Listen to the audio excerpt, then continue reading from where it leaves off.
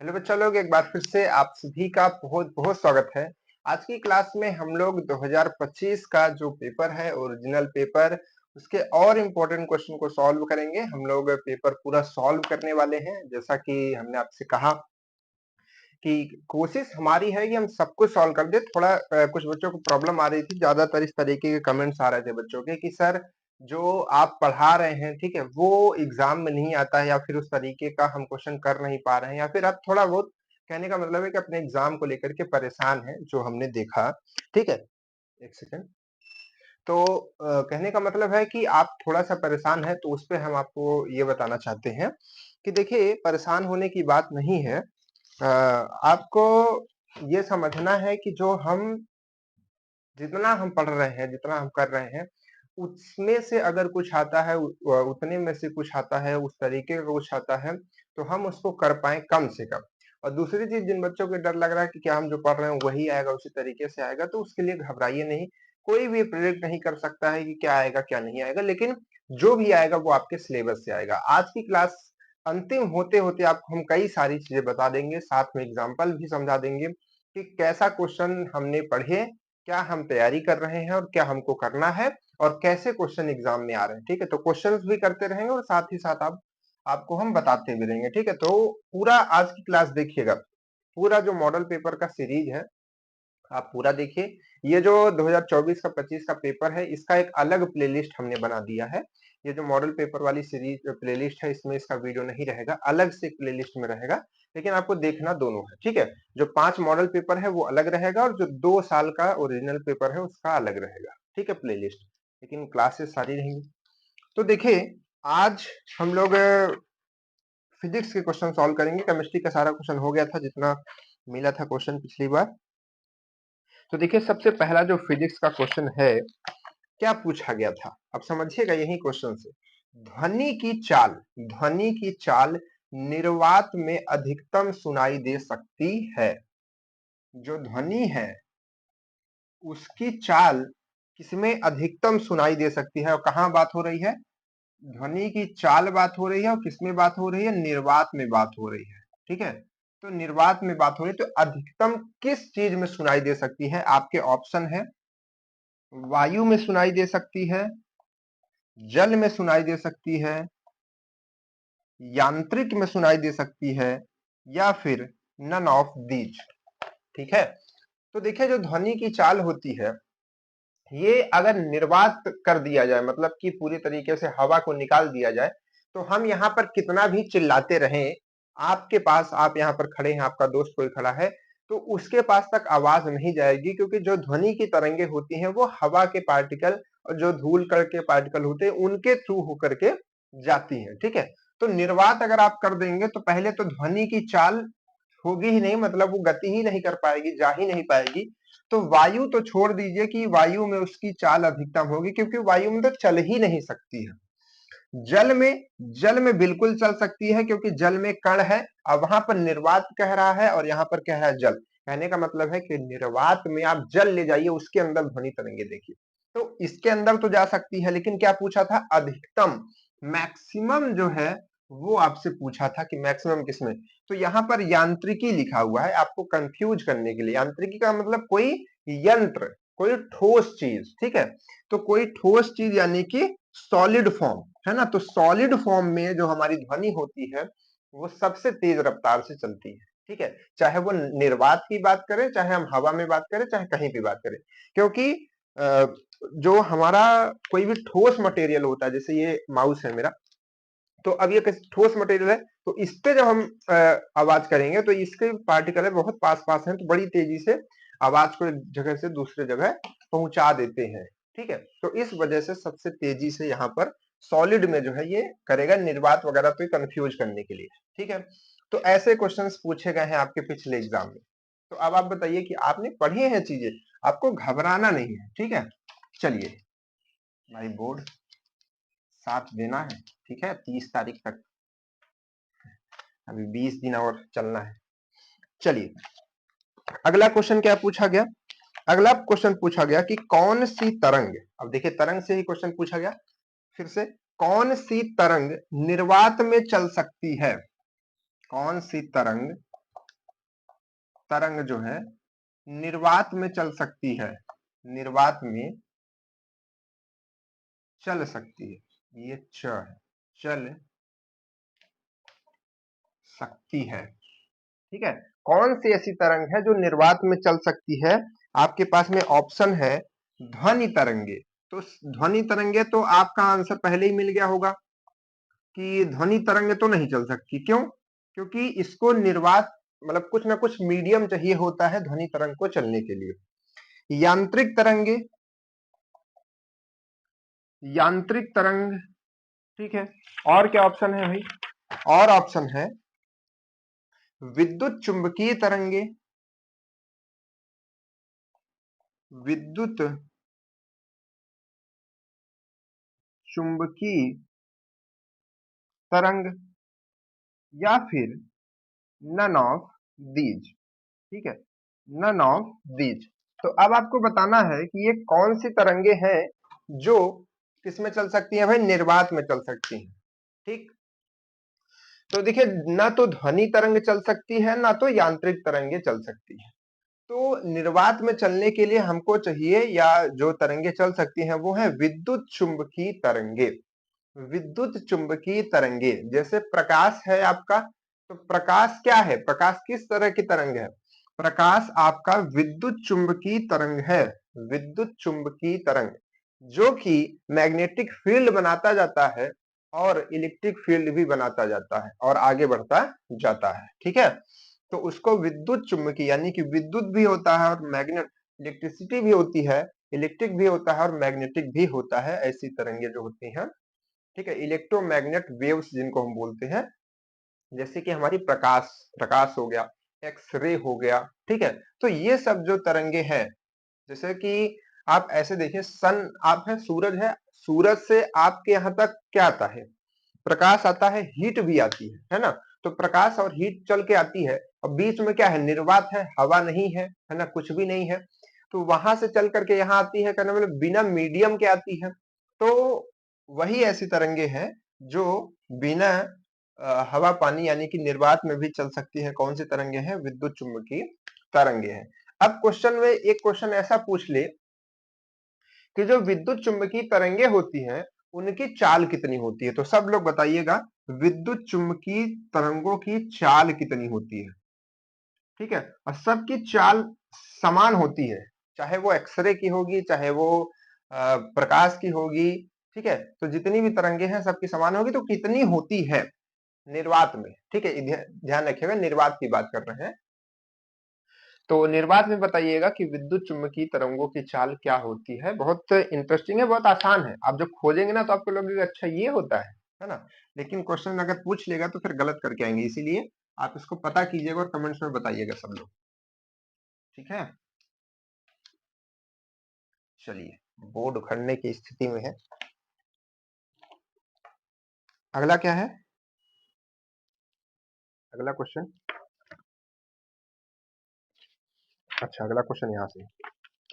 ठीक है, अगला क्वेश्चन क्या कह रहा है? देखिए, मजेदार क्वेश्चन, मस्त क्वेश्चन। मस्त क्वेश्चन ये कह रहा है कि प्रतिरोध आर तार, मतलब कि एक तार है जिसका प्रतिरोध आर है। ठीक है, चित्रानुसार एक चित्र बनाया गया है। ठीक है, बुक में तो चित्र छूट गया है शायद, लेकिन हम आपको चित्र बना करके बता देते हैं। एक वर्गाकार, ठीक है, इस तरीके से वर्ग बनाया गया है। ये ए है, ये बी है, ये सी है और ये डी है। ये एक तार ही है टोटल। ठीक है, मोड़ करके, मतलब एक तार को पूरा ऐसे मोड़ करके यहाँ बिल्डिंग कर दिया गया है, मतलब उसको जोड़ दिया गया है। ठीक है, बनाया गया है। बिंदु ई तथा सी, एक बिंदु ई भी यहाँ पर है, ये बिंदु, एक पॉइंट ई यहाँ पर है और एक पॉइंट सी यहाँ पर है, और बी और है ना, ए और डी तो आप जान ही रहे हैं। तो कह रहा है कि बिंदु ई तथा सी के बीच, यानी कि इसके और इसके बीच का प्रभावी प्रतिरोध का मान बताना है। क्या बताना है? प्रभावी प्रतिरोध। सर ये प्रभावी प्रतिरोध क्या होता है? सर ये प्रभावी प्रतिरोध क्या होता है? सबसे पहली चीज बताना ही है। लेकिन प्रभावी प्रतिरोध क्या होता है? प्रभावी प्रतिरोध का मतलब है कि जो उसका टोटल रिजल्टेंट होगा, ठीक है, जो उसका परिमाण होगा टोटल, है ना, वो आपको बताना है। ठीक है, तो अरे यार ऐसे समझिए, जैसे यहाँ पर 5 ओम है, फिर यहाँ पर जाके 4 ओम है, तो अगर हम कहें कि उसका प्रभावी बताना है तो दोनों जोड़ करके रिजल्टेंट बताते हैं ना कि 9 ओम, तो वही प्रभावी है, वही रिजल्टेंट है। ठीक है, वही टोटल है, वही कुल है, जो भी कहना आप कह लीजिए, अलग अलग उसके नाम। तो चलिए आर प्रतिरोध का है, आपके ऑप्शंस भी दे देते हैं। देखिए ऑप्शन तो बढ़िया बढ़िया दिया है ना, मजा आ जाएगी करने में क्वेश्चन को। लेकिन क्वेश्चन तो मजेदार है भाई, देखिए कुछ भी कहें लेकिन क्वेश्चन जो है काफी मजेदार है ना। देखिएगा, अब ये पूरा तार जो है आर प्रतिरोध है ना, आर प्रतिरोध। तो ये 4 भागों में से बटा हुआ है, तो इधर का अगर हम इसके प्रतिरोध को देखें लेंथ के हिसाब से, तो क्या हो जाएगा, क्या हो जाएगा, R/4, और इसका प्रतिरोध मतलब ये वाले तार का क्या हो जाएगा, R/4 हो जाएगा, 1/4, क्योंकि 4 भाग में उसको डिवाइड करना है, तो हर भाग क्या हो जाएगा, 1/4 यानी कि R/4, तो ये भी R/4 हो जाएगा। अगर आप चारों को जोड़ेंगे, ठीक है, इन चारों को देखिए सर्कल कर दे रहा हूं, इन चारों को अगर आप जोड़ेंगे तो आप पाएंगे कि टोटल जो है आर के बराबर आ रहा है ना, तो आर के बराबर आ रहा है। लेकिन आपसे पूछा क्या है, ई और सी का पूछा है, लेकिन यहाँ पर देखेंगे तो एक पॉइंट बीच में और है, और इसमें लिखा है जो ई पॉइंट है वो सी और डी का मध्य बिंदु है, क्वेश्चन में लिखा हुआ है। तो ये और ये तो टोटल हमारे पास में ये कितना था, R/4 था, लेकिन इसको फिर से आधा आधा बांट दिया गया, तो ये वाला हो जाएगा R/8। अरे इसको 2 से डिवाइड कर दीजिए, देखिए R/8 आएगा, और इधर वाला भी हो जाएगा R/8। तो इतने भागों में ये बट गया है, ठीक है, कि इसके हिस्से में कुछ नहीं आया है। ठीक है, तो इतने भागों में बट गया। तो यहां पर हमको ई और सी के बीच निकालना है। तो अगर हम ई और सी को ध्यान से देखें, तो अगर यहां से हम देखें तो ये प्रतिरोध एक है, फिर सीरीज में ये प्रतिरोध जुड़ा है, फिर सीरीज में ये जुड़ा है, फिर सीरीज में ये जुड़ा है। तो कहने मतलब यहां से लेकर के यहां तक जितने प्रतिरोध हैं पूरे के पूरे सीरीज में जुड़े हुए हैं। ये वाला इससे जुड़ा है, ये वाला इससे जुड़ा है, ये वाला इससे जुड़ा है सीरीज में। ध्यान से देखिए यहां तक। तो कहने का मतलब है सीरीज में हम प्रतिरोध कैसे निकालते हैं, सीरीज में हम प्रतिरोध ऐसे निकालते हैं कि सबको जोड़ देते हैं। तो R/8 plus R/4 plus R/4 plus R/4, ठीक है। ये R/R कौन लिखा, गधा सर, अपने आप को गधा बोल रहे हैं, क्या बात है। चलिए यहां पर 8 अगर हम कर दें एलसीएम, मतलब तो ये हो जाएगा R, ये हो जाएगा 2R, और इसी तरीके से 2R, और इसी तरीके से 2R, ठीक है। तो ये टोटली हो जाएगा 6 7R, ठीक है, और नीचे हो जाएगा 8। तो ये हो गया हमारे पास में यहां से लेकर के यहां तक का टोटल रेजिस्टेंस, ठीक है। तो अगर हम थोड़ा सा इसको अब अलग से लिखें, तो हम इसको ऐसे देखेंगे, ध्यान से समझिएगा कि ये एक पॉइंट हमारा ई पॉइंट है, और ये पॉइंट हमारा सी है, और जो हमने इधर टोटल निकाला, या फिर हम ऐसे बना दें, थोड़ा आसान से आपको समझ में आएगा, ठीक है। तो ये जो हमने पूरा निकाला, ठीक, एक सेकंड, ऐसे जो है ना आपको समझ नहीं आएगा, थोड़ा आप मुश्किल में पड़ जाएंगे। चलिए कोई बात नहीं, ऐसे ऐसे कर देता हूँ, ठीक, और ऐसे ऐसे कर देता हूँ, ठीक। ये पॉइंट ई हो गया, ये पॉइंट सी हो गया। देखिए हमारे पूरे कहने का मतलब ये है कि जो यहां से लेकर के यहां तक का टोटल प्रतिरोध, इस किनारे से लेकर के यहां तक का प्रतिरोध तो हमने निकाल लिया, पूरा कितना है 7R/8। तो इसको हम लिख सकते हैं 7R/8 लिख सकते हैं, बिल्कुल लिख सकते हैं सर, बिल्कुल लिख सकते हैं। और जो ये छोटा सा बचा हुआ है वो ये वाला है, ये जो छोटा सा बचा हुआ है ई और सी के बीच, तो ई और सी के बीच यही वाला है, तो है ये वाला इधर। तो इधर वाला बचा हुआ है जो कि है 8/R/8, कितना है R/8। तो अब क्या करना है हमें, अब क्या करना है, इसका टोटल निकाल लेना है। तो अब हम यहाँ देख पा रहे हैं कि ये पैरेलल में है। अभी तक तो ये सीरीज वाला हमने अलग जोड़ लिया, अब पैरेलल वाला निकाल लेते हैं सर। तो पैरेलल वाला निकालने के लिए उसका जो ये हमारा प्रभावी प्रतिरोध कह सकते हैं, ये टोटल प्रतिरोध कह सकते हैं, वो है। ठीक, तो उसको निकालने के लिए होता है 1/R1 प्लस 1/R2। ठीक, तो इसको अगर हम उल्टा करके लिखेंगे तो यहां से आ जाएगा 8/7R और प्लस में 8 क्या लिख देता हूं मैं, हाँ 8/R, सही है ना। तो यहां से अगर एलसीएम निकाल लूं तो 7R आएगा, यहाँ पर 8 आएगा और यहाँ पर आएगा 8×7 = 56। ठीक, और 8 इसमें जोड़ देंगे तो 64 हो जाएगा और यहाँ से 7R आ जाएगा। तो ये हमारा आंसर हो जाएगा, लेकिन ये तो ऑप्शन में नहीं है। क्यों ऑप्शन में नहीं है? क्योंकि 1/R है, हमको R निकालना है। तो अब अगर हम इसको पलट देंगे तो ये भी पलट जाएगा और हो जाएगा 7R/64। 7R/64 आपका ये लास्ट ऑप्शन है जो कि करेक्ट आंसर है। ठीक है, कठिन क्वेश्चन नहीं था, आसान था। बस आप यहाँ से यहाँ तक सीरीज निकाल लीजिए, फिर पैरेलल लगा दीजिए। ऐसा तो आपने बहुत सारा क्वेश्चन किया होगा। ठीक है, बस ये था कि पहला स्टार्टिंग में आपको याद रखना है कि हम इसको 1/4 1/4 1/4 ऐसे करके कैसे करेंगे। ठीक है, ठीक, चलिए सर आगे बढ़ते हैं। लाइए कपड़ा है मेरे पास, इससे यूज कर देते हैं इसको। अब ये कपड़ा क्या है वो आपको नहीं बताऊंगा। ठीक है, मजबूरी में कुछ भी करना पड़ रहा क्योंकि इरेज नहीं हो रहा हाथ से। ठीक है, चलिए अगले क्वेश्चन की तरफ बढ़ते हैं सर। माइक ऑन है। अगला क्वेश्चन क्या है? अगला क्वेश्चन कह रहा है कि एक अवतल दर्पण की फोकस दूरी f है। एक अवतल दर्पण है, ठीक है, अवतल दर्पण है, उसकी फोकस दूरी है क्या है? f है। ठीक, ये इधर से ऐसे इस पे कालिक लगी होती है। ठीक, इस तरीके से। तो अवतल दर्पण की फोकस दूरी f है। एक वस्तु का आभासी प्रतिबिंब, एक वस्तु का आभासी प्रतिबिंब वस्तु के आकार का n गुना बनता है। मतलब कि अगर अगर हम वस्तु का हाइट या ऊंचाई हम कहें, वस्तु की जो ऊंचाई है h मान ले, h, तो कह रहा है कि वस्तु का आभासी प्रतिबिंब वस्तु के आकार का n गुना बनता है, मतलब वस्तु से बड़ा बनता है ना। कितने टाइम्स?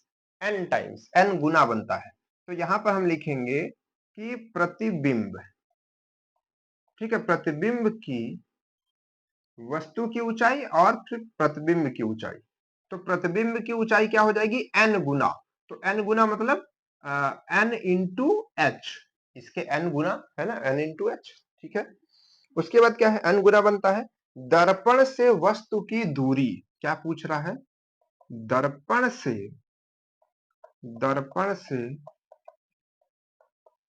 वस्तु की दूरी क्या होगी, आपसे पूछ रहा है। अब देखिए कैसे आईआरटी में क्वेश्चन पूछा हुआ है ना। अब आप अपना दिमाग लगाइए और समझिए कि आईआरटी का क्वेश्चन कैसे सॉल्व किया जाए। ठीक है, देखिए इसके पहले वाला भी क्वेश्चन इतना कठिन नहीं था, आसान था। आप अगर उसको पढ़ें, इसीलिए मैं कहता हूँ आप घबराइए नहीं, पहले जो सिलेबस आपका है उसको खत्म कीजिए।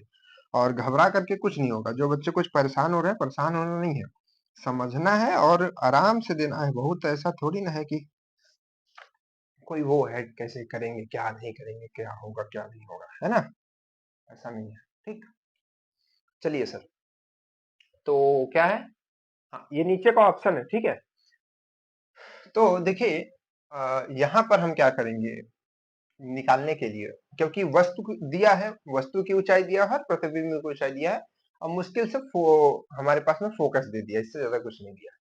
तो इसको हम कैसे निकाल सकते हैं? वस्तु और वस्तु की ऊंचाई के लिए एक चीज आती है जिसका नाम होता है आवर्धन। आवर्धन से हम अपना काम कर सकते हैं।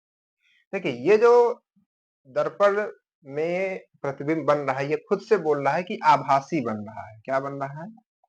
आभासी। आभासी का मतलब वो सीधा भी बन रहा होगा। ठीक है, क्योंकि और दर्पण के पीछे बन रहा होगा, क्योंकि हम जानते हैं कि अवतल दर्पण में जब मतलब यहाँ पर वस्तु जो है आभासी तभी बनती है जब ये दर्पण के पीछे बनती है और सीधा बनती है यहाँ पर, और बहुत बड़ी बनती है, जो वस्तु उसी से काफी बड़ी बनती है, n टाइम्स बड़ी यहाँ पर बन रही है। ठीक है, तो यहाँ पर हम क्या करेंगे, यहाँ पर हम निकालते हैं अपना m, यानी कि आवर्धन निकालते हैं। तो आवर्धन कैसे निकालते हैं?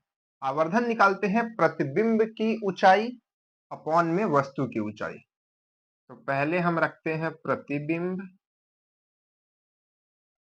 की ऊंचाई, आगे इसको लिख लीजिए। उसके बाद हम लिखते हैं वस्तु की ऊंचाई। ठीक है, वस्तु की ऊंचाई नहीं लिखते, वो मतलब वस्तु की हाइट उसमें लिखते हैं, वही बात हुआ है ना, की ऊंचाई।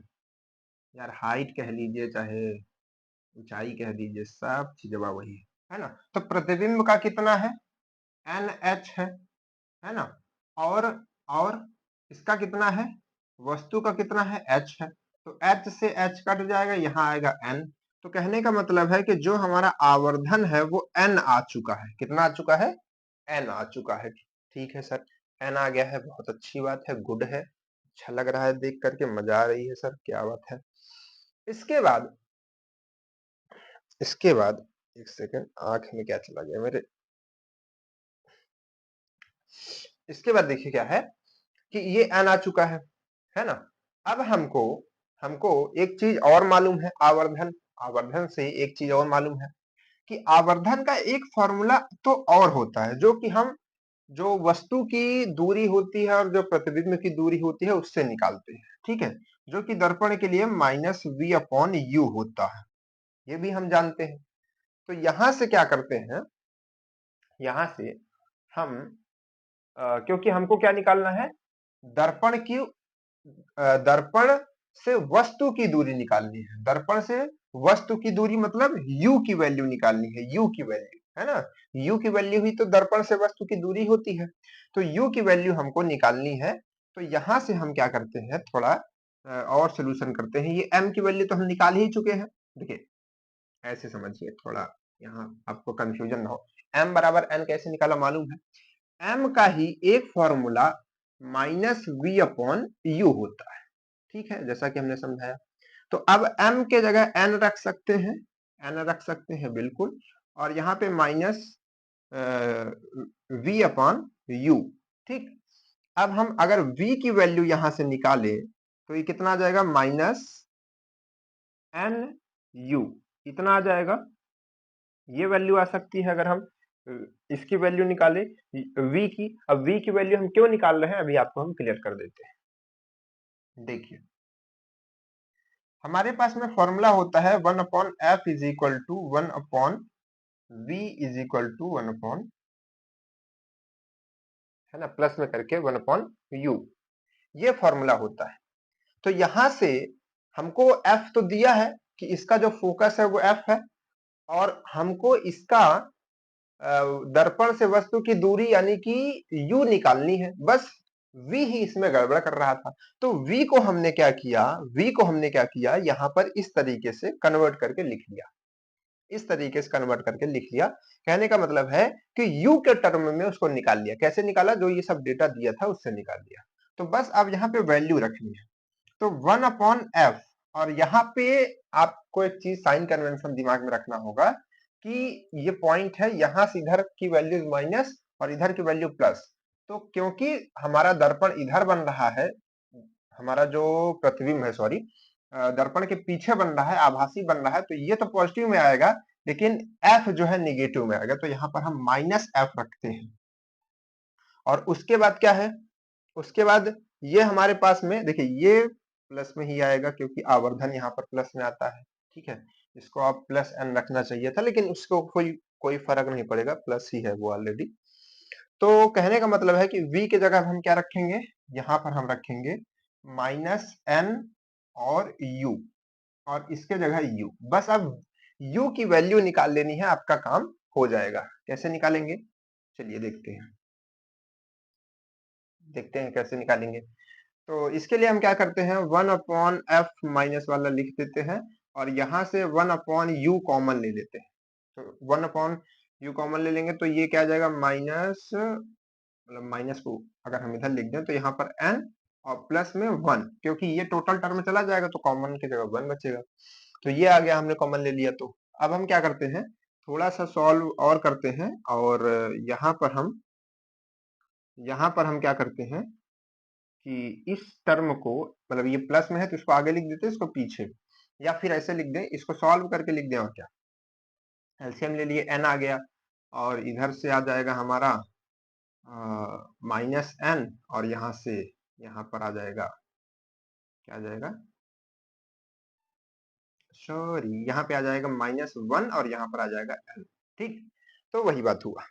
ठीक है, पूरा मिला करके। तो अब इसको पलटी करके भी लिख सकते हैं, कहने का मतलब है कि हम n-1 भी लिख सकते हैं, इसमें कोई प्रॉब्लम नहीं है, कोई दिक्कत नहीं है सर, ओके है, गुड है, सब सही है। अब क्या करना है, u की वैल्यू निकालना है, तो u को इधर भेज दीजिए, f को इधर भेज दीजिए। तो f को इधर भेजेंगे तो ये इधर मल्टीप्लाई में, ये इधर जाएगा तो ऊपर चला जाएगा, तो ये यहाँ से ऊपर आ गया, और ये इधर मल्टीप्लाई में तो -f, और यहाँ पर क्या रहेगा n-1/n। तो देखिए किसी ऑप्शन में ये मैच कर रहा है, किसी ऑप्शन में मैच कर रहा है। ओ माय गॉड, ये क्या हो गई हो, ये तो मैच ही नहीं कर बा। तो हम माइनस को अंदर अगर भेज दें, है ना, क्योंकि माइनस किसी में नहीं दिख रहा है, माइनस को अगर हम अंदर के साइड भेज दें तो 1 पॉजिटिव हो जाएगा, n निगेटिव हो जाएगा। ठीक है, n निगेटिव हो जाएगा तो तब भी नहीं आएगा। ठीक है, कहने का मतलब ये है हमारा कि ये जो वैल्यू है ये ऐसे लिखी जा सकती है, f, और ये 1 इधर और n इधर, और अपॉन में n।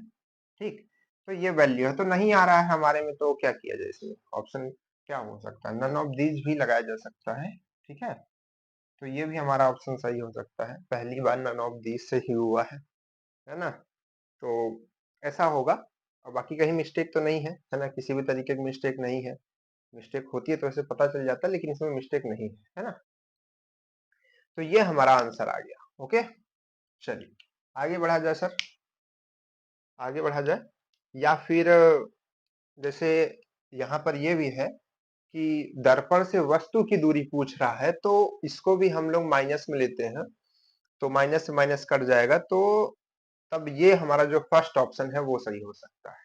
ठीक है, बाकी ऐसे तो इसको हम दिखाएंगे नहीं कि देखिए इसका वैसे आंसर तो यही आएगा, मैं बता रहा हूँ कैसे। देखिए ये आंसर नहीं आएगा, क्लियर हो गया, ये u है हमारा, और u इधर रहता है तो वो ऑलरेडी माइनस में वैल्यू देगा, तो माइनस में देगा तो वो ठीक है, लेकिन हमको जो वैल्यूज देखेंगे वो हम इस वैल्यू को केवल देखेंगे। ठीक है, उसके साइन कन्वेंशन को तो हम उसमें नहीं कंसीडर करेंगे, तो ये साइन कन्वेंशन के लिए बाहर जो है ये आ रहा है, और बाकी हमारा जो दूरी होगा, जो डिस्टेंस होगा, वो वही फर्स्ट नंबर ऑप्शन।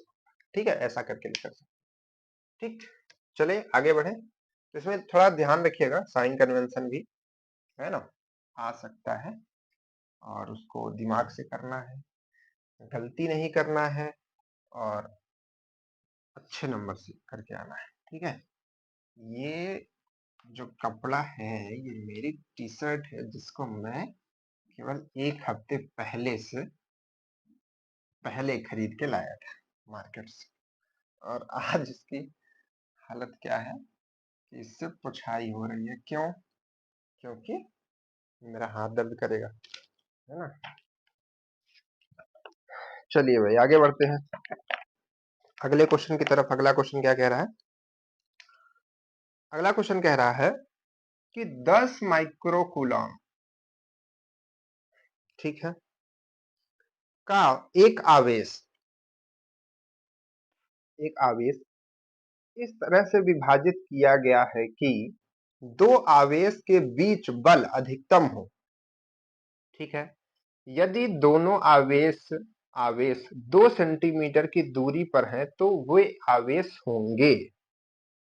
मतलब कि इस आवेश को दो भागों में, एक आवेश ये, ठीक है, एक दूसरा आवेश ये, दो भाग में डिवाइड किया गया, और इस पे पूछ रहा है कि इनके बीच की जो दूरी है 2 सेंटीमीटर, तो आपको बताना है कि इसका हम मैग्नीट्यूड क्या रख दें और इसका मैग्नीट्यूड क्या रख दें, जिसके वजह से इन दोनों के बीच जो फोर्स हो, फोर्स जो हो वो क्या हो, मैक्सिमम लगे। ये आपसे पूछ रहा है, मतलब इनको किसको कितना कितना हम वैल्यू दें। कहने का मतलब है कि इसको अगर हम 8 माइक्रोकुलाम दे दिए तो इसको 2 माइक्रोकुलाम दे तब मैक्सिमम फोर्स लगेगा, या फिर हम इसको 5 और 5 कर दें या फिर 9 और 1 कर दें। इस तरीके से ऑप्शन आपका दिया है, एक दिया है 1 माइक्रोकुलाम और 9 माइक्रोकुलाम, एक दिया है 8 माइक्रोकुलाम और 2 माइक्रोकुलाम, और एक दिया है 5 और फिर दूसरा भी दिया है 5 और लास्ट में तो आप जानते ही हैं आईआरटी का famous option none of these, है ना। तो कैसे निकालेंगे इसको बाबू? तो देखिए जो हमारे पास में फोर्स का फॉर्मूला होता है दैट इज Q1 Q2 और अपॉन में R स्क्वायर होता है, R स्क्वायर होता है, ठीक है। तो यहाँ पास में 2 सेंटीमीटर क्यों कह दिया, क्यों कह दिया आप सोचिए। इसलिए कह दिया कि 2 सेंटीमीटर पे ही रखना है, कहने मतलब कि 2 सेंटीमीटर कह के इसने जैसा ये कांस्टेंट वैल्यू रहती है उसी तरीके से R को भी कांस्टेंट कर दिया, R भी कांस्टेंट हो गया, बस Q और Q2 बचा, Q1 और Q2। तो हम क्या करते हैं, हम ये मानते हैं कि मतलब इस ये हमारा इसको हम कैपिटल Q मानते हैं। तो पहला जो हमारा आवेश है उसको हम Q मानते हैं, तो दूसरा आवेश क्या होगा, Q माइनस Q होगा कि नहीं होगा। ये पूरा टोटल है Q, तो Q में से उसको घटाएंगे तो निकल आएगा, है ना। ठीक है सर, गुड। तो क्या करते हैं हम इस पे वैल्यू रखते हैं, तो यहां पर अगर हम रखेंगे तो क्या होगा, Q और Q माइनस Q बटे R का स्क्वायर, ठीक है। अब अगर हम इसको थोड़ा सा सॉल्व कर दे, थोड़ा सा सॉल्व कर दे तो क्या आएगा K, और इसका हो जाएगा Q Q minus Q Q Q Q Q Q Q Q Q। Sir कितना Q करेंगे, है ना, Q Q करते करते कहीं। चलिए तो यहाँ पर अब ये इससे ज्यादा हम इसमें कुछ नहीं कर सकते, तो लेकिन पूछा क्या है, maximum force, maximum force Q और Q1 को, मतलब Q और कैपिटल Q को करना भी है उसी तरीके से अलग। तो मैक्सिमम फोर्स कब आता है, हमने आपको कई बार जब जब मैक्सिमम की बात आई है तो हमने एक चीज आपको बताई कि अवकलन कीजिए और उसका अवकलन 0 के बराबर आए तो मैक्सिमम वैल्यू देता है। तो ये हम किसके रिस्पेक्ट में करेंगे, के, सॉरी Q के, है ना। तो Q के हम करेंगे तो यहाँ पर हम क्या निकालेंगे, मैक्सिमम निकालने के लिए हम निकालेंगे D अपॉन Q और F के, ठीक है, और इसको रखेंगे 0 के बराबर, ठीक, 0 के बराबर। तो यहाँ पे वैल्यू रख देते हैं F की, तो F की वैल्यू हमारे पास में ये है, तो क्या है Q Q Q Q Q, ठीक है, और यहाँ पर R का स्क्वायर, है ना, और इक्वल में 0। तो अब देखिए हमने जैसे कहा कि K और ये R स्क्वायर आपका ये सब कांस्टेंट है, तो कांस्टेंट है तो सब बाहर आ जाएगा, बाहर होकर के अगर इधर हम भेज दें तो 0 है, डिवाइड होकर के सब 0 हो जाएगा, खत्म कहानी। तो सिंपल सा आपका बचेगा, सिंपल सा आपका बचेगा ये चीज, ठीक है, ये हम लिख सकते हैं, बिल्कुल हटाएंगे सबको, ठीक है। स्क्रीनशॉट बैक पीछे आगे पीछे आप वीडियो को कर सकते हैं, तो ये क्षमताएं आपके पास है तो उसका इस्तेमाल कर लीजिए, बिठा दिए तो घबराइए नहीं।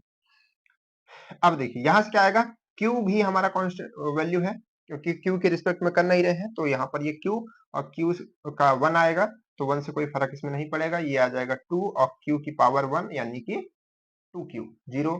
अब यहाँ से अगर हम Q बराबर लिखें तो 2Q लिख सकते हैं, अगर हम स्मॉल q बराबर लिखें तो Q बाई 2 लिख सकते हैं।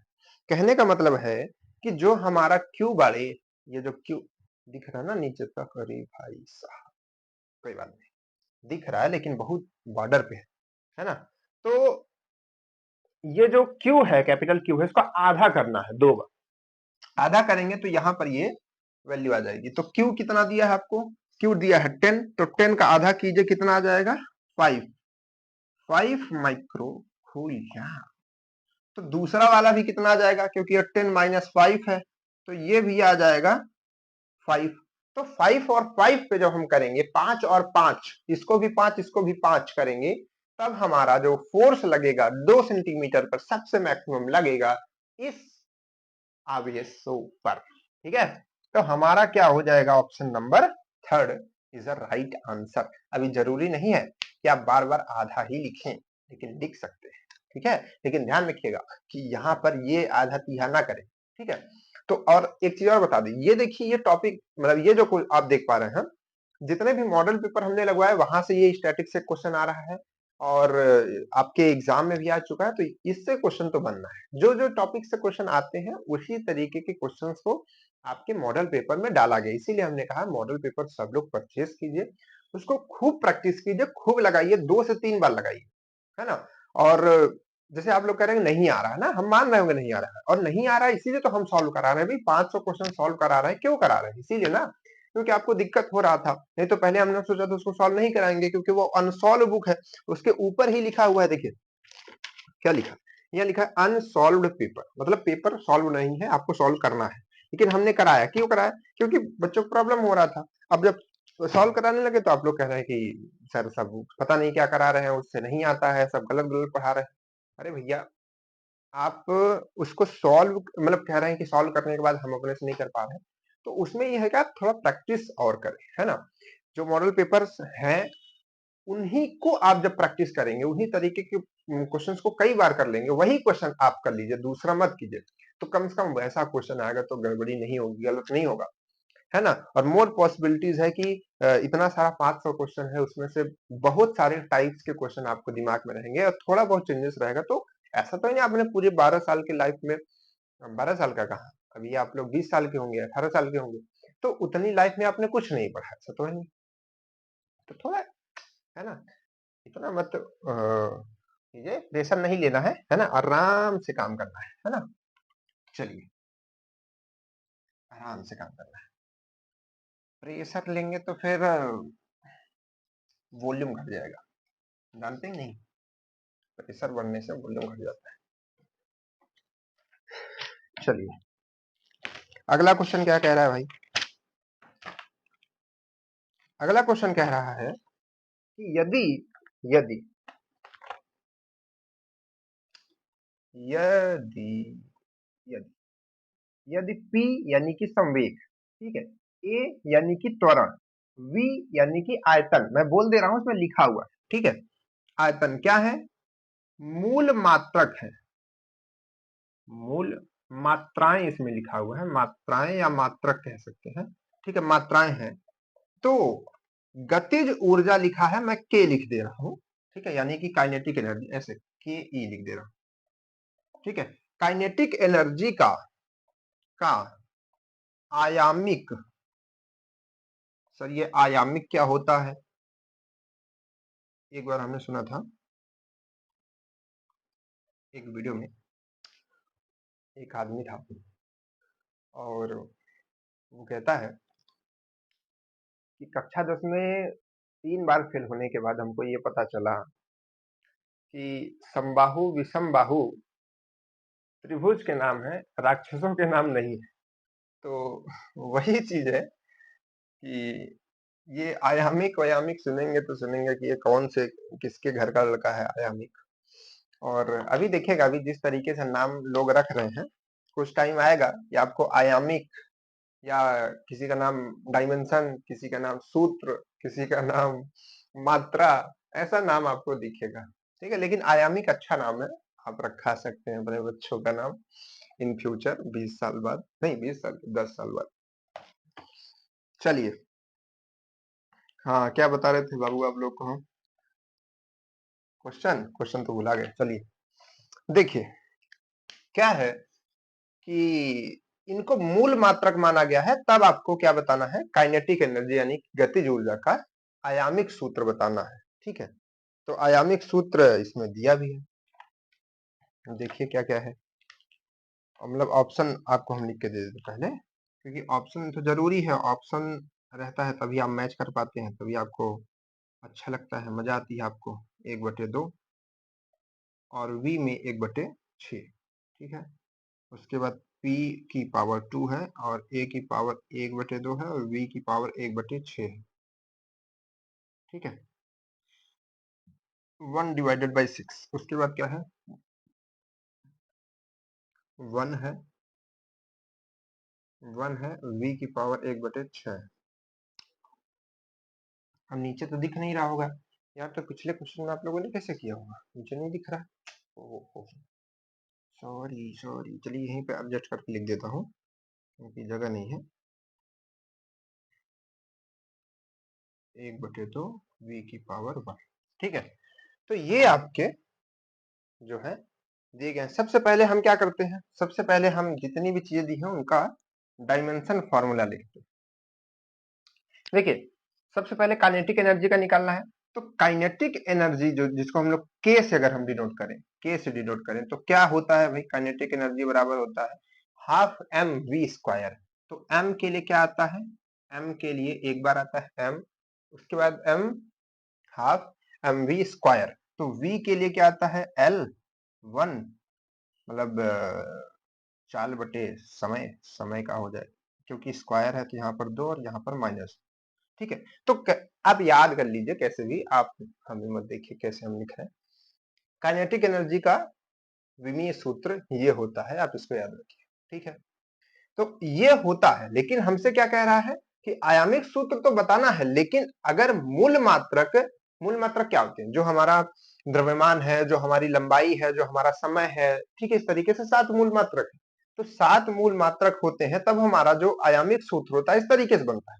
लेकिन कह रहा है कि अगर अगर अगर अगर यदि p मतलब यानी कि संवेग और एक्सेलरेशन यानी कि त्वरण और v यानी कि आयतन, ये सब मूल मात्रक हो जाए तब इसका सूत्र क्या बनेगा, तब पूछ रहा है ना। तो ये तो हमको हेल्प करेगा ही, यही से तो रेफरेंस लेना है। लेकिन अब हम क्या करते हैं, अपने संवेग का निकालते हैं। तो संवेग बराबर क्या होता है, एम एम वी होता है और एम वी बाई टी भी होता है संवेग, है ना, त्वरण की दर होती है। तो कैसे निकालेंगे भाई, m1l1t-1 हो जाएगा संवेग का। उसके बाद किसका निकालना है, एक्सेलरेशन का निकालना है। तो एक्सेलरेशन का कैसे निकलेगा, एक्सेलरेशन का कितना होता है, एक्सेलरेशन में मास नहीं आता है ना। अरे यार, एक्सेलरेशन क्या होता है, v minus you upon T, है ना। तो उसी हिसाब से मास नहीं आता तो मास का 0 रहेगा, और यहाँ पर टी का होल स्क्वायर यानी कि यहाँ पे तो L1 रहेगा लेकिन T-2 रहेगा यहाँ पे, ठीक है। तो ये इस तरीके से होता है। इसके बाद किसका है भाई, इसके बाद आयतन का है। तो आयतन का तो सबको मालूम होना चाहिए, आयतन का क्या होगा, नहीं खे दिखत बड़े, कोनो बतिया नहीं खे, सब दिखेगा। ऊपर का मैं काट दूंगा, आपको नीचे का दिखेगा, कैसे भी करके आपको दिखलाऊंगा मैं। तो क्या मैं कर रहा था, हाँ आयतन का। तो इसका ये 0, एल में 3 लगाइए और टी में 0 लगा दीजिए, ठीक है, ये होता है। तो अब हमने सबका लिख लिया है। जब भी आपको इस तरीके का क्वेश्चन पूछे कि ये मूल मात्रक है, उसके हिसाब से उसका सूत्र बताइए, फलाना डिमका कीजिए, आपको एक चीज करना है। क्या करना है भाई, क्या करना है, क्या करना है, करना ये है कि जो भी दिया, जैसे काइनेटिक एनर्जी, इसको मान लेना है कि समानुपाती है किसके, P, जैसा जिसका नाम पहले लिखा रहेगा उसकी पावर आप यक्स लगा दीजिए। दूसरा क्या था, एक्सेलरेशन, इसकी पावर y लगा दीजिए, ठीक है। और तीसरा क्या था, v, इसकी पावर z लगा दीजिए। अब x y z की वैल्यू आप सबसे पहले निकाल लीजिए, ठीक है। और देन उसके बाद देन उसके बाद आप आगे का कार्यक्रम कीजिए, ठीक है। तो देखिए यहाँ जो k है इसका हम डायमेंशन फॉर्मूला पहले रखते हैं, उसी से हम मैच कराएंगे। 1 है और l का 2 है और t का -2 है, ठीक है। अब हम इसको बराबर भी करके लिख सकते हैं, कोई दिक्कत नहीं है, बस क्वेश्चन के लिए। तो P का क्या है हमारे पास में, देखिए P का आप ऐसे समझ लीजिए, क्योंकि यहाँ पर लिखा है तो बार बार क्यों वही चीज लिखना। ऐसे देखिए कि ये चीज यहाँ लिख दी हमने और ये चीज यहाँ लिख दी, मल्टीप्लाई करके ये चीज इधर लिख दी और ये चीज इसके आगे लिख दी, पूरी मल्टीप्लाई हो गई। और इस चीज को मैं इसके पहले लिख देता हूँ। चलिए, अगर आपको थोड़ा और प्रॉब्लम ना हो तो आप अच्छे से समझ जाएंगे, क्योंकि बार बार लिखने से आपका समय लॉस होगा और मेरा तो होगा ही, है ना। देखिए, ये बराबर यहां से इस सबको हटा देता हूं क्या, क्योंकि वैल्यूज है तो वैल्यूज को लिखना है। तो देखिए, इतना बराबर इतना, और ये इधर लिखा है, ये इधर मल्टीप्लाई में लिखा है 0, ठीक है। अब पावर में क्या था, एक्स वाई जेड, तो पावर में इसके x लगाना है, इसके पावर में y लगाना है, इसके पावर में z लगाना है, ठीक है। तो अब यहां से अगर हम यहां से अब पूरा टोटल लिखें करके, तो m पे क्या क्या बनेगा देखिएगा। m की पावर, यहां से ये पावर अंदर घुसेगा तो सब में मल्टीप्लाई होगा। तो m के लिए देखिए, m की पावर x, ठीक है पहले, और यहाँ पर m की पावर मल्टीप्लाई होगा 0, यहाँ पर मल्टीप्लाई होगा 0, यानी कि कोई फर्क इस पे नहीं पड़ेगा, तो केवल x रहेगा, बाकी कुछ भी नहीं रहेगा m की पावर। l के लिए देखिए, इस तरीके का हमने कई क्वेश्चन डायमेंशन वाले चैप्टर में कराया है। तो इसके लिए देखिए, यहाँ पर मल्टीप्लाई होगा तो x आएगा, ठीक है। फिर इधर का कहानी खत्म हो गया, फिर ये l यहाँ पर है, तो यहाँ से मल्टीप्लाई होगा तो y आएगा, और पावर जुड़ जाएंगी क्योंकि सब कुछ मल्टीप्लाई में है, तो जुड़ जाएगा पावर। उसके बाद यहाँ पर आएगा, तो ये z है, दो नहीं समझिएगा, तो यहाँ पर आएगा तो हो जाएगा प्लस 3z, ठीक है, गुड। उसके बाद क्या है, उसके बाद है t, तो t के लिए देखिए, यहां से इस पे मल्टीप्लाई होगा तो हो जाएगा -x, ठीक है। यहां से मल्टीप्लाई होगा तो क्या हो जाएगा, -2y, और यहां से होगा तो 0, यानी कि कोई इसका फर्क नहीं पड़ेगा। तो ये इतना आ गया, तो इतना इक्वल इतना आ चुका है। तो अब हमको क्या कर लेना है, कंपैरिजन कर लेना है कि m पे पावर यहाँ 1 है तो m पे पावर यहाँ x है, तो कंपैरिजन करके इक्वेशन बना लेना है ना। तो यहां से हम ये पाएंगे कि 1 बराबर x, ठीक है, या फिर हम ऐसे लिखें ज्यादा अच्छा लगेगा कि x बराबर 1। उसी तरीके से यहाँ पर दूसरा equation x plus Y plus 3z equal में यहाँ पर क्या है 2, तो 2 लिख देंगे। वहां पर क्या है उधर देखिए, उसमें लिखा है -x और -2y इज इक्वल टू -2, है ना, ऐसा है। तो अगर इस पूरी इक्वेशन में हम माइनस से मल्टीप्लाई कर दें तो देखिए ये सब पॉजिटिव हो जाएगा, तो थोड़ा आसान हो जाएगा हमारे लिए, है ना। यहाँ पर सीधे हम ऐसा लिख सकते हैं, है ना। तीन इक्वेशन लिख ली हमने आसान में। x की वैल्यू हमको पहले ही मालूम चल गई है कि 1 है ना। तो अगर आप ऑप्शन देखना चाहेंगे तो ये ऑप्शन तो आपका पहले ही गलत हो गया, ये 3 अब बचे। अगर आप समझना चाहें तो बाकी आप 3 वैल्यू निकाल लीजिए। तो अब हम y की वैल्यू निकालेंगे, तो इसमें अगर हम रखें x की वैल्यू तो नहीं निकाल सकते y की वैल्यू, क्योंकि z है और z हमें पता नहीं। इससे निकाल सकते हैं, यहाँ पर देखिए, तो x की वैल्यू यहाँ पर 1 रख दिया, अब ये हटा दूं, इक्वेशन बन गई, यानी कि इन सब का काम खत्म, है ना। तो यहाँ से ये 2y और यहाँ से ये 2, तो इस 1 को अगर मैं इधर भेज दूं तो ये हो जाएगा माइनस, तो ये हो जाएगा 1, और y बराबर आ जाएगा 1/2। तो देखिए ये ऑप्शन तो गलत हो ही चुका था, अब उसके बाद से ये वाला भी ऑप्शन गलत हो गया, क्योंकि यहाँ पर a की पावर 1 है ना, और y की पावर हमने क्या निकाली, यानी कि a की पावर 1/2। अब यहाँ पर लिखते चलिए, x की पावर 1, a की पावर 1/2, अब इसकी पावर देखेंगे, तो ये दोनों में से एक कोई सही होगा। अब कौन सा सही हो सकता है वो आप सोचिए। तो हमने x की निकाल ली और y की निकाल ली, अब देखते हैं ये z वाला। तो z वाला हम कैसे निकालेंगे भाई साहब, z वाला इससे रखेंगे 1 प्लस 1/2, x और y की वैल्यू रख दी, 3z इक्वल में 2, है ना। इस 1 को अगर हम इधर ले जाएं तो ये -1 हो जाएगा, अगर इसको हम इधर ले जाए तो -1/2 हो जाएगा। इसको घटाने पे 1 आएगा, इसको घटाने पे 1/2 घटाने पे आधा आएगा, तो टोटल कह दे तो हम ये हाफ आ जाएगा। और ये 3 है मल्टीप्लाई में, अगर हम इसको इधर भेज दे तो 3 दूनी 6 हो जाएगा, तो z की वैल्यू आ जाएगी 1/6, क्या जाएगी 1/6। तो ये जो हमारे पास में फॉर्मेट बनेगा वो हमारा सही डायमेंशन होगा, यानी कि सही आंसर। तो 1/6, तो ये वाला जो है हमारा उत्तर सही हो जाएगा। क्लियर है ना। आसान क्वेश्चन होता है, धीरे धीरे इसलिए समझाया ताकि आप समझ जाए। ठीक है, तो चले आगे बढ़े अगले क्वेश्चन की तरफ। चलिए अगला क्वेश्चन सॉल्व करते हैं भाई। अगला क्वेश्चन, कई क्वेश्चन करा दे रहे, देखिए पहले तो कम कराते थे, लेकिन अभी आप लोगों के लिए इतना जल्दी जल्दी जल्दी जल्दी लगे हुए हैं, है ना, ताकि सब कुछ हो जाए काम। और आप लोग भी लगाते रहिए, ऐसा नहीं। कह रहा है कि दो बलों का सदिश योग उनके सदिश अंतर के लंबवत है। दो बल है, ठीक है, दो बल है। चलिए एक मान लेते हैं ए है, वेक्टर ए, और दूसरा है वेक्टर बी। और ये थ्योरेटिकल क्वेश्चन है, कह रहा है कि दो बल है, इनका सदिश योग मतलब वेक्टर ए को और वेक्टर बी को जोड़ दीजिए और वेक्टर ए और वेक्टर बी को घटा दीजिए, यानी कि उनका योग कर दीजिए और उनका अंतर कर दीजिए। सदिश योग और सदिश अंतर के लंबवत है। कहने का मतलब ये है कि उसका योग और उसका अंतर, ये दोनों फोर्सेस एक दूसरे के 90 डिग्री पर एक्ट कर रहे हैं, है ना, एक दूसरे के लंबवत है, ये चीज कह रहा है। अब पूछ रहा कि इस स्थिति में, यानी कि इस कंडीशन में जो बल होगा वो क्या होगा, यानी कि जो ये दोनों बल होंगे ए और बी, वो क्या होंगे। पहला ऑप्शन है एक समान होंगे, दूसरा ऑप्शन है परिमाण में समान होंगे, उसके बाद तीसरा ऑप्शन है परिमाण में समान नहीं होंगे, चौथा ऑप्शन है भविष्यवाणी नहीं की जा सकती।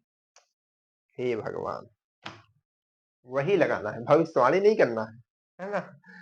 भविष्यवाणी नहीं की जा सकती भाई, क्या होंगे क्या नहीं होंगे, तो भविष्यवाणी की जा सकती है। कैसे? मैथ से, फिजिक्स से। ठीक है, चलिए देखते हैं कैसे। देखिए जो